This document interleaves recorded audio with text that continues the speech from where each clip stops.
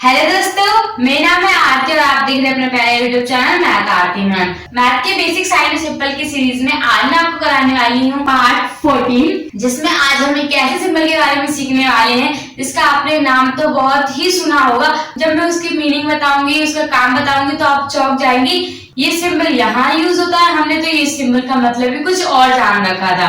जब आपको पता चलेगा कि इस सिंबल का मीनिंग मैथ में ये होता है तो आप मुझे थैंक करेंगे और सोचने पे मजबूर हो जाएंगे कि हमने तो इस सिंबल का मीनिंग कुछ और ही सोच रखा था, पर इसका असली में मीनिंग तो कुछ और ही होता है। मैं आपको और इंतजार न कराते हुए सिंबल की ओर चलते हैं। तो इस सिंबल का नाम है सिग्मा।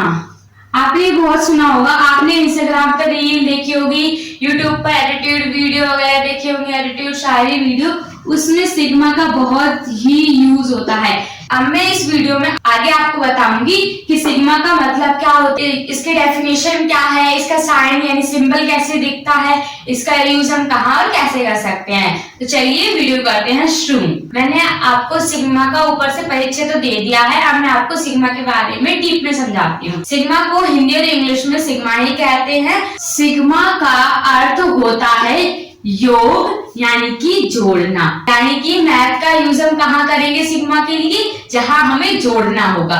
परंतु आपको पता जोड़ने के लिए तो ये साइन होता है।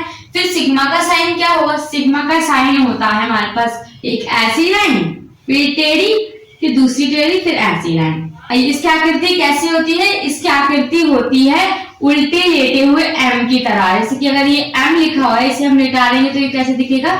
ये ऐसे दिखेगा। तो ये सिग्मा का साइन कैसे होता है? उल्टे लेटे हुए एम की तरह सिग्मा का साइन होता है। अब मैं आपको बताती हूँ डिफरेंस क्या है इसके जोड़ने और इसके जोड़ने से। इसका डिफरेंस आपको पता चलेगा, मैं आपको परिभाषा बताऊंगी, उससे आपको डिफरेंस पता चलेगा।